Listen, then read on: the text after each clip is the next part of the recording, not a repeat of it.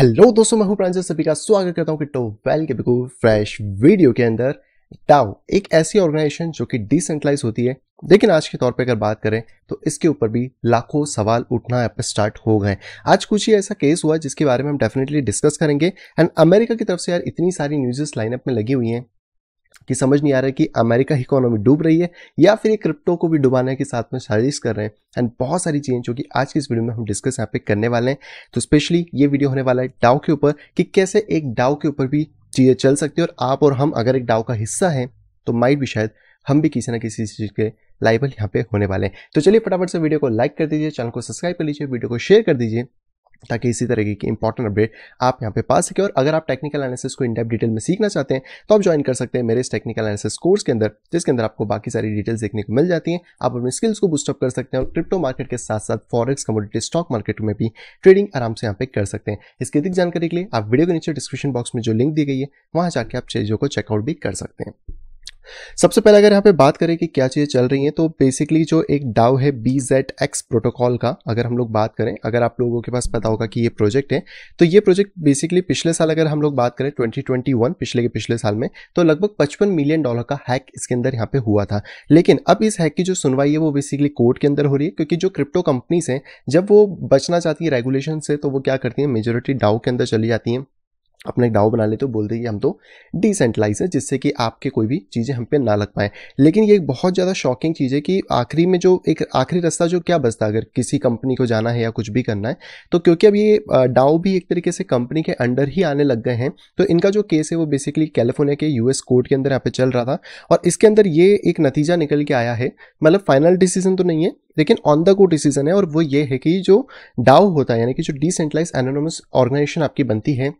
ये भी basically as a company, as a partners की तरह यहाँ पर आई है, जिसके अंदर अगर कोई लाइबिलिटी होती है इसके अंदर, तो जितने भी इसके टोकन होल्डर्स हैं, यानी कि अगर आप BZX प्रोटोकॉल के अंदर एज अ डाउ मेंबर हो, आप वोट करते हो, आप सारी चीज़ें करते हो, तो आप वहाँ पे लाइबल हो गए अगर कल को उस प्रोटोकॉल के अंदर कोई भी लॉस यहाँ पे होता है। क्योंकि कोर्ट का यहाँ पे सिंपल सा कहना है कि भाई अगर आप प्रॉफिट को शेयर कर रहे हो, आप लॉसेस को शेयर कर रहे हो, तो अगर कोई ऐसा हैक यहाँ पे हो जाता है या फिर उस प्रोटोकॉल के अंदर कुछ भी इश्यूज आते हैं, तो जितने भी मेंबर्स हैं उनकी भी लाइबिलिटी यहाँ पे बनती है। अब ये एक बहुत बड़ी चीज़ है, क्योंकि आप खुद सोच के देखो कि एक जो कह सकते हैं क्रिप्टो कंपनी है, अगर वो स्टार्ट हुई, किसी ने स्टार्ट करी, अब वो बेसिकली उसको डाउन में कन्वर्ट कर दिया कि चलो हम डिसेंट्रलाइज हो जाएंगे, हम अपनी पावर्स को डिस्ट्रीब्यूट कर देते हैं, और उसके बाद जाके अगर कोर्ट ये बोल दे कि नहीं भैया जो डाओ है वो डिसेंट्रलाइज नहीं है, वो भी एक तरीके से कंपनी है जिसके अंदर आपको अपनी लाइबिलिटीज़ देनी होंगी, तो कहीं ना कहीं यार ये क्रिप्टो पे सीधा सीधा अटैक है। और इस चीज़ को अगर हम देखने की कोशिश करें तो आज यहाँ पे BZX की बात हो रही है, और अगर ये कोर्ट के अंदर केस फाइनली हो जाता है और इसका जो वर्डिक है वो भी इसी तरह आ जाता है कि यहाँ पे जो लाइबिलिटीज़ है वो बेसिकली डाउ मेंबर्स की होंगी, जो वोट्स यहाँ पे डालते हैं, जो टोकन यहाँ पे होल्ड करते हैं, तो जितने भी बड़े बड़े प्रोजेक्ट्स हैं वो सभी के सभी बहुत बड़े महासंकट में यहाँ पे फंस जाएंगे। क्योंकि अगर कुछ भी होता है यार कल को, कुछ भी, क्योंकि एक तो कोड है, कोड में आपको तो पता नहीं क्या होगा, अगर किसी हैकर ने बैक एंट्री ले ली, डेवलपर्स उसको नहीं निपटा पाए, तो चीज़ें यहाँ पे बहुत बुरी हो सकती हैं। हालांकि देखो, मैं तो अभी तक किसी डाओ का ऐसा कुछ पार्ट रहा नहीं हूँ, लेकिन अगर आप हो तो मे बी मैं कहूँगा कि थोड़ा कॉशियस रहना और इस न्यूज़ के ऊपर डेफिनेटली नज़र रखो, जिससे कि आपको चीज़ें यहाँ पे समझ आ सकें। इसी के साथ यार एक बुरी खबर और निकल के आई, वो है P2P एक्सचेंज जो है पैक्सफुल, वो बेसिकली यहाँ पे सस्पेंड करा अपने मार्केट प्लेस। बहुत पुराना एक्सचेंज है जिसको मैंने भी कहीं ना कहीं अपनी वीडियोज़ में कवर किया था, और आज के टाइम पर जहाँ बैंकिंग सपोर्ट नहीं मिलता है, पुराने टाइम से भी अगर हम बात करें, इंडियंस तो बहुत ज़्यादा इससे वाकिफ़ है कि बैंकिंग सपोर्ट क्रिप्टो के अंदर ना के बराबर है। तो वहाँ पे एक P2P एक्सचेंज के तौर पे देखें तो लोकल बिटकॉइन पहले हुआ करता था, फिर पैक्सफुल आता था। लोकल बिटकॉइन ने अपना पहले से मेजोरिटी चीज़ों को बंद कर दिया, अब यहाँ पे पैक्सफुल ने भी बोला है कि भाई हम लोग भी यहाँ पे बंद कर रहे हैं, और अनसर्टेनिटी ऑफ रिटर्न है, यानी कि कब वापस आएगा कोई भरोसा नहीं है। हालांकि ये दोनों ही बात करें तो अमेरिकन एजेंसीज हैं, मतलब लोकल बिटकॉइन तो चलो दूसरी कंट्री का था, P2P में पैक्सफुल जो वो अमेरिकन है, और अमेरिका कहीं ना कहीं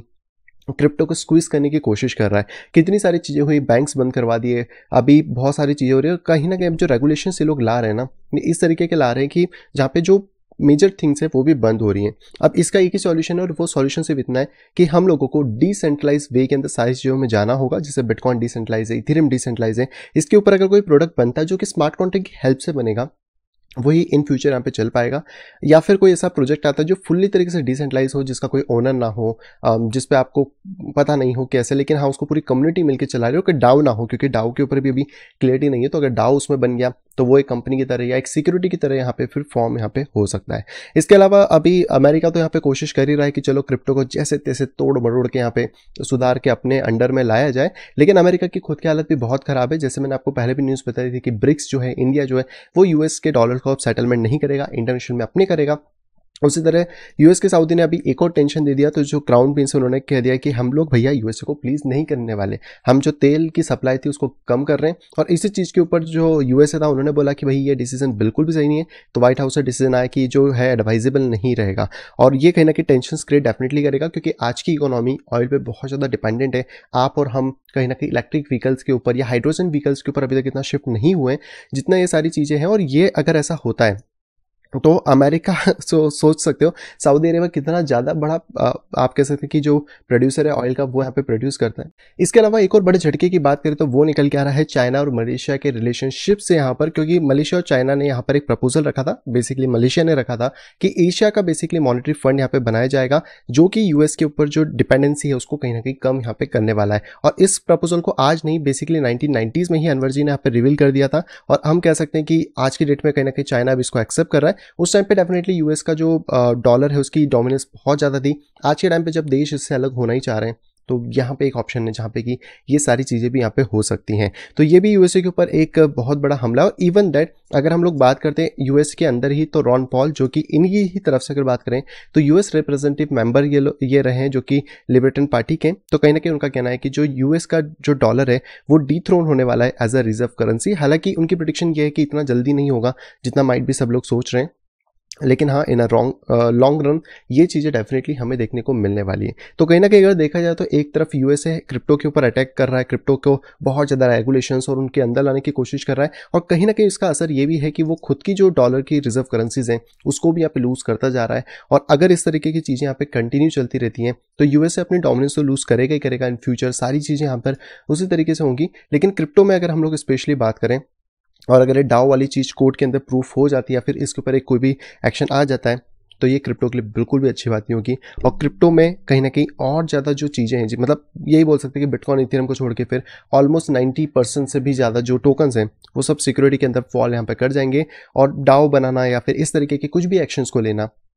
हेल्पफुल यहाँ पे नहीं रह पाएगा। आई होप दोस्तों वीडियो सभी को यहाँ पे पसंद आई होगी। दोस्तों अगर वीडियो को पसंद तो प्लीज वीडियो को लाइक करेगा। अगर अभी तक आपने चैनल अपने फैमिली या फ्रेंड के साथ शेयर नहीं करा है तो तुरंत जाए शेयर करें ताकि वो लोग भी क्रिप्टो मार्केट से अपडेटेड रह सके। और अगर आप आए फर्स्ट टाइम इस चैनल के ऊपर तुरंत जाइए चैनल को करिए सब्सक्राइब, साइड में देखिए नोटिफिकेशन बेल को दबा के क्लिक करें ऑल के ऊपर ताकि मेरे आने वाली सभी वीडियो की इन्फॉर्मेशन प्रॉपर टाइम पे पा सकें। तो मैं मिलता आपसे वीडियो के साथ, तब तक have a great day and bye bye.